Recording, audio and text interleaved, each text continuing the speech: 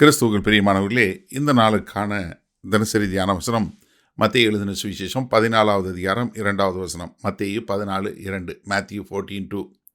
தன் ஊழியக்காரரை நோக்கி, இவன் யோவான் ஸ்நானன், இவன் மரித்தோரிலிருந்து எழுந்தான், ஆகையால் இவனிடத்தில் பலத்த செய்கைகள் விளங்குகிறது என்றான். இப்போ ஒரு காரியம் நம்ம நல்லா தெரிஞ்சுக்கொள்ளணும். இந்த ஏரோது அந்திபா என்ன பண்ணாரு? அவருடைய பழைய காலத்தை அவரால் மறக்க முடியல. என்ன, யோவான் ஸ்நானகனை இவர் தான் கொலை செய்தார். என்ன காரணத்தினால? ஒன்று அரசியல் ப்ரெஷரு, இன்னொன்று குற்ற உணர்வு. ஏன்னா இவர் தன்னுடைய ஒன்றுவிட்ட சகோதரனுடைய பிள்ளைய கல்யாணம் பண்ணார். ஆனால் அந்த அந்த அந்த ஹெரோடியஸ் என்று சொல்லக்கூடிய சகோதரி யாரை கல்யாணம் பண்ணியிருந்தாங்க? இவருடைய சகோதரனை கல்யாணம் பண்ணியிருந்தாங்க. இது ஒரு பெரிய குழப்பம். சரியா? நீங்கள் நல்லா புரிஞ்சுக்கொள்ளுங்க. பெரிய ஏரோதுடைய பிள்ளை ஒருத்தர் பிலிப்பு, அவருக்கு இப்போ மனைவியாக இருந்தது ஏரோதியாள் என்று சொல்லக்கூடிய பெண்மணி.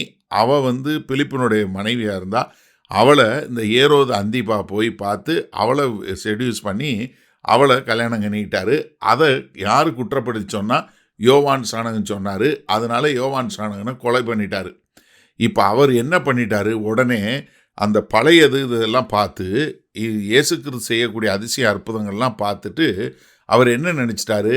யோவான் தான் திரும்ப உயிரோடு வந்துட்டார். என்ன நடந்தது?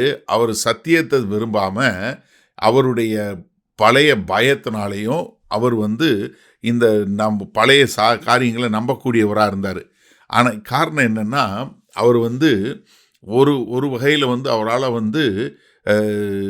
கர்த்தத்துவத்தினால புரிஞ்சு கொள்ள முடியல. எப்படின்னா, சதுசேயர்கள் ஆட்சி செய்கிறவங்களோட கூட இருக்கிறவங்க. இந்த சதுசேயர்கள் உயிர்த்தெழுதலை விசுவாசிக்கிறது இல்லை. அதனால் இவரால் என்ன பண்ணல, உயிர்த்தெழுதலை விசுவாசிக்க முடியல.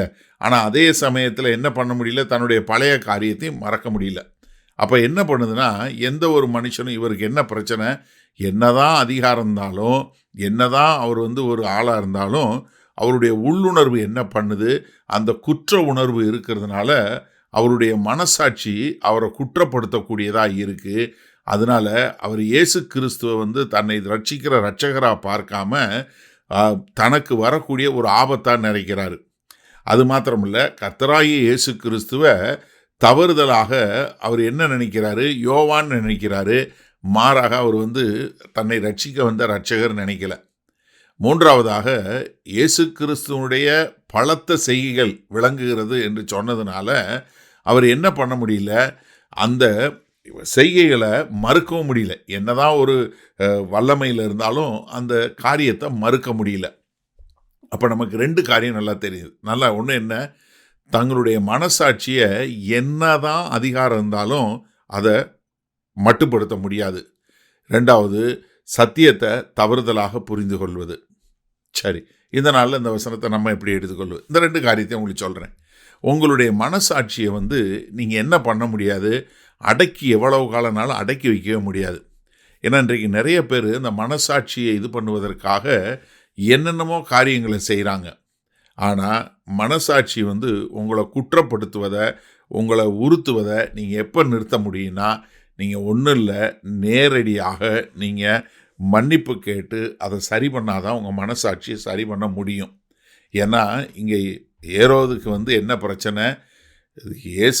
யோவான் ஸ்நானகன் திரும்பி வந்துடுவாரோ என்று சொல்லக்கூடிய ஒரு காரியத்தினால, தான் செய்த அநீதியான காரியம் அவரை குற்றப்படுத்துறதுனால என்ன பண்ணுறாரு? அதை அடக்கி வைக்க பார்க்குறார், முடியல. ரெண்டாவது, சத்தியத்தை தவறுதலாக புரிந்து கொள்ளக்கூடிய காரியம். ஏரோது அற்புதத்தை பார்த்தாரு, ஆனால் அது எங்கே யார்கிட்டருந்து வரக்கூடியதுங்கிற தவறுதலாக பார்க்குறாரு. இன்றைக்கும் அநேகர் அதிசயங்கள் அற்புதங்களை பார்க்குறாங்க. அது யார் மூலமாக நடைபெறுகிறதுன்ற ஊழியக்காரரை பார்க்குறாங்களே ஒழிய, அது யார்கிட்டருந்து வந்தது, சோர்ஸ் யார்கிட்டருந்து வந்தது அப்படின்னு சொல்லக்கூடிய ஒரு காரியத்தை பார்க்குறாங்க. நல்லா கவனிங்க. ஏன்னா நம்ம நம்முடைய இந்த பயம், இந்த குற்ற உணர்வு இருக்கும்போது நம்மளால் கர்த்தருடைய கிரியையை சரியான முறையில் புரிந்து கொள்ள முடியாது. அப்போ என்ன பண்ணணும்? முதலாவது, உங்களுடைய மனசாட்சியில் எந்த ஒரு காரியம் இல்லாதபடி, உங்கள் மனசாட்சி உங்களை குற்றப்படுத்தாதபடி நீங்கள் என்ன பண்ணணும்? உங்களுக்கு என்ன பாவம் இருந்தாலும், உங்களுடைய என்ன குற்ற உணர்வுகள் இருந்தாலும் கர்த்தர்ட்ட அறிக்கை செய்து அதை விட்டு விடணும். 2வது, நீங்கள் யாரையும் பார்க்காம, யார் எனக்கு இந்த எல்லாவற்றையும் செய்கிற தேவன் யாருன்னு சொல்லி தேவனை அறிந்து கொள்ளக்கூடிய மக்களா. அப்போ எனக்கு அருமையானவர்களே, உங்கள் மனசாட்சியில் சூடுண்டவர்களாய் இருக்கிறீங்களா? இல்லை ஒரு குற்றம் இல்லாதவர்களாய் இருக்கக்கூடிய மனசாட்சி உடையவங்களாக இருக்கிறீங்களா?